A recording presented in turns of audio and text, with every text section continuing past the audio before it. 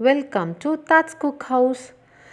Chettinad cuisine அப்படின்னாலே நல்ல காரசாரமான ஒரு டேஸ்ட்டு தான் நம்மளுக்கு தோணும். அந்த மாதிரி நல்ல டேஸ்டான ஃபுட்டு செட்டிநாடில். அந்த வகையில் செட்டிநாடோடைய நல்ல டேஸ்டான மட்டன் சுக்கா எப்படி செய்கிறதுன்னு தான் இன்றைக்கி நம்ம வீடியோவில் பார்க்க போகிறோம். இப்போ நான் இங்கே ஒரு குக்கர் அடுப்பில் வச்சு ஆன் பண்ணி ஹீட் பண்ணியிருக்கேன். அதில் 1 டீஸ்பூன் அளவுக்கு நம்ம நெய் சேர்த்திக்கலாம். இப்போ இந்த நெய் கூட 1 டீஸ்பூன் அளவுக்கு இஞ்சி பூண்டு பேஸ்ட்டு சேர்த்தி வதக்கிக்கலாம்.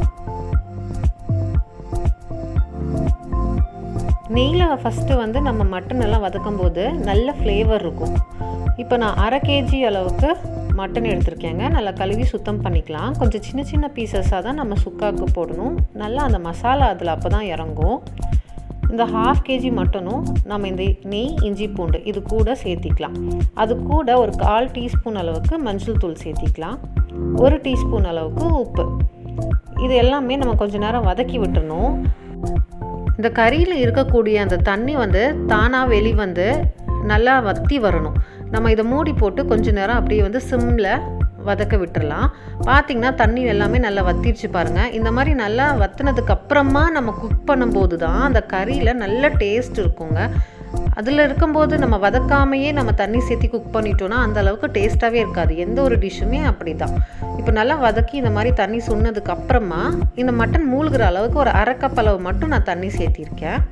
இப்போ நம்ம இந்த குக்கரை க்ளோஸ் பண்ணி ஒரு விசில் வந்ததுக்கப்புறம் சிம்மில் ஒரு 10 நிமிஷம் வேக வச்சு எடுத்துக்கலாம். ஒருவேளை கறி ரொம்ப முத்தலாக இருந்தால் கொஞ்சம் எக்ஸ்ட்ரா டைம் வேக வச்சுக்கோங்க. இப்போ நம்ம ட்ரையாக ரோஸ்ட் பண்ணிக்கலாம் மசாலாஸை. 1 துண்டு பட்டை, 2 ஏலக்காய், 4 கிராம்பு, 1 அன்னாசிப்பூ, 1/2 அளவு மட்டும் ஜாதிபத்திரி. இந்த 1/2 kg மட்டனுக்கு இந்த மசாலா.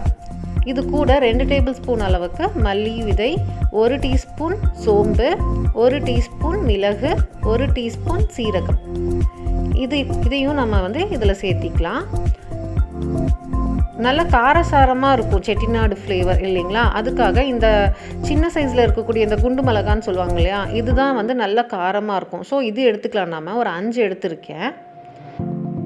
ஒரு 2 காஷ்மீரி மிளகாய் தூள் எடுத்திருக்கேன் கலருக்காக. இது ஆப்ஷனல் தான், இருந்தால் சேர்த்திக்கோங்க. அப்படி இல்லைன்னா 1 மிளகாய் இந்த குண்டு மிளகாயிலே நீங்கள் எக்ஸ்ட்ரா சேர்த்திக்கோங்க. காரத்துக்கு ஏற்ற மாதிரி இன்னும் கூட நீங்கள் எக்ஸ்ட்ரா சேர்த்திக்கலாம்.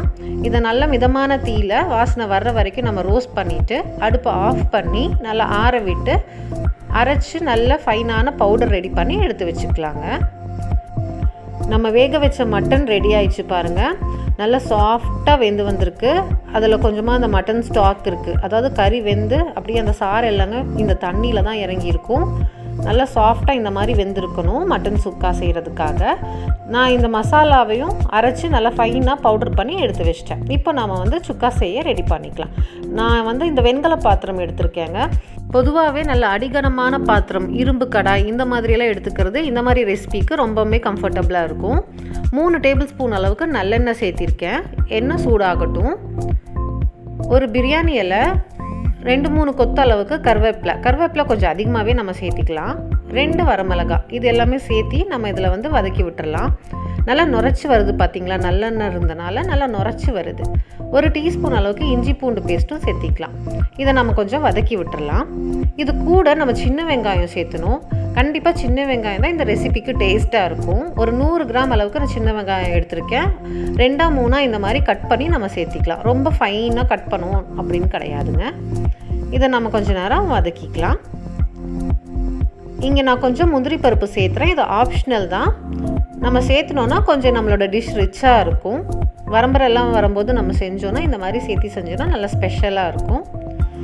இதை வதக்கினோடனே நம்ம குக் பண்ணி வச்ச மட்டன்லேருந்து வெறும் மட்டன் பீஸ் மட்டும் எடுத்து நம்ம இதில் சேர்த்தி ஒரு 2 நிமிஷம் நம்ம வதக்கினோன்னா நல்லா இந்த வெங்காயத்தோடு அது கலந்துரும். அதுக்கப்புறமா ஒரு 4 டீஸ்பூன் அளவுக்கு நம்ம அரைச்சோம் இல்லைங்களா செட்டிநாடு ஸ்பெஷல் மசாலா, அது நம்ம சேர்த்திக்கலாம். நம்ம காரம் எச்சா வேணும்னு நினச்சோன்னா இன்னொரு டீஸ்பூன் கூட நம்ம சேர்த்துலாங்க. நம்மளோட சாய்ஸ் தான். காரம் கம்மியாக வேணும்னு நினச்சோன்னா இன்னொரு டீஸ்பூன் கம்மி கூட நம்ம பண்ணிக்கலாம். நான் ஒரு 4 டீஸ்பூன் சேர்த்திருக்கேன். இது ஒரு 2 நிமிஷம் நல்லா நம்ம நல்லா கலந்து விட்டுடலாம். மசாலா இந்த மட்டனில் நல்லா பரட்டி வர்ற மாதிரி நம்ம மிக்ஸ் பண்ணி விட்டுறலாம். இப்படி வதக்குனதுக்கு அப்புறமா நம்ம வந்து அந்த வேக வச்ச மட்டனில் இருந்தது இல்லைங்களா தண்ணி, இந்த மட்டன் ஸ்டாக்கை நம்ம இப்போ சேர்த்திக்கணும். அதை நம்ம வேஸ்ட் பண்ணிட்டோன்னா அந்த ஃப்ளேவரே நம்மளுக்கு கிடைக்காது. அதை நம்ம இப்போ சேர்த்தி நல்லா குக் பண்ணணுங்க. இதுதான் மெயின் ப்ராசஸ். நல்ல மிதமான தீயில நல்லா குக் பண்ணி இது சுண்டி வரணும், அப்படியே சுண்டி சுருள வரணும். ஆயில் எல்லாமே மேலே செப்ரேட் ஆகி வரும். இப்போ நம்ம மூடி போட்டு குக் பண்ணிக்கலாம். தண்ணி வற்றிடணும், நல்லா எண்ணெய் பிரிஞ்சு வரணும். பார்த்திங்களா எவ்வளோ சூப்பராக வந்திருக்குன்னு சொல்லிட்டு. வெறும் பபிள்ஸ் வந்து அந்த ஆயிலோட பபிள்ஸ் மட்டும்தான் இருக்குது. கலர் பாருங்கள் எந்த அளவுக்கு வந்திருக்குன்னு சொல்லிட்டு. அப்படி பார்த்தாலே டெம்ப்டிங்காக இருக்குது இல்லைங்களா, சூப்பராக இருக்குது. கீழே பார்த்திங்களா அடிப்பிடிக்கவே இல்லை. நல்லா ஹெவி பாட்டம்டு பேன் எடுத்தோன்னா நம்மளுக்கு இந்த மாதிரி அடிப்பிடிக்காமல் இருக்கும். இது எல்லாமே தண்ணி வற்றி நம்ம வந்து சுக்கா மாதிரி செய்கிறோம் இல்லைங்களா, அதுக்காக இந்த மாதிரி நல்லா அடிகனமான பாத்திரம் யூஸ் பண்ணணும். இரும்பில் யூஸ் பண்ணோன்னாலும் நல்ல ஒரு அவுட்புட் கிடைக்கும். இந்த சேனலை இப்போ தான் நீங்கள் ஃபர்ஸ்ட் டைம் பார்க்குறீங்க அப்படின்னா மறக்காமல் சப்ஸ்கிரைப் பண்ணிவிட்டு பக்கத்தில் இருக்கிற பெல் பட்டனையும் ப்ரெஸ் பண்ணிக்கோங்க. மட்டன் சுக்கா சூப்பராக ரெடி ஆயிடுச்சு. இப்போ கடைசியில் நம்மளுக்கு தேவைன்னா நம்ம டேஸ்ட் பண்ணி பார்த்து உப்பு சேர்த்திக்கலாம். ஏன்னா நம்ம மட்டன் சேர்க்கும் போதே வேக வைக்கும் போதே உப்பு சேர்த்திருக்கோம். சுண்டுனதுக்கு அப்புறமா நம்ம உப்பு செக் பண்ணி சேர்த்திக்கலாம். இப்போது கருவேப்பிலை கொஞ்சம், நறுக்கின கொத்தமல்லி இலைகள் கொஞ்சம், இதை சேர்த்தி நம்ம கலந்து விட்டுடலாம். கருவேப்பிலையோட ஃப்ளேவர் ரொம்ப நல்லா இருக்குங்க இந்த மட்டன் சுக்காவில். பாருங்கள் எவ்வளோ சூப்பராக நல்லா சாஃப்டாக குக் ஆகி வந்திருக்குன்னு சொல்லிட்டு. இப்போ நம்ம அடுப்பை ஆஃப் பண்ணி விட்டுடலாம்.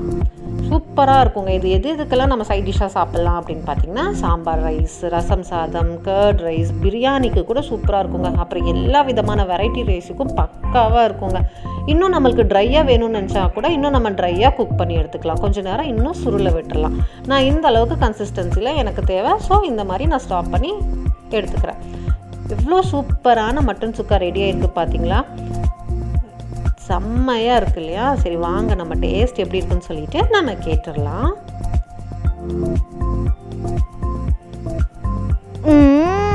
மஸ்து மஜா, சூப்பராக இருக்குங்களாம்மா. ரொம்ப ரொம்ப சூப்பராக இருந்ததுங்க. நீங்கள் கண்டிப்பாக ட்ரை பண்ணி பாருங்கள். கண்டிப்பாக உங்களுக்கும் பிடிக்கும். உங்கள் ஃப்ரெண்ட்ஸ் கூடயும் ஷேர் பண்ணுங்கள். தேங்க்ஸ் ஃபார் வாட்சிங்.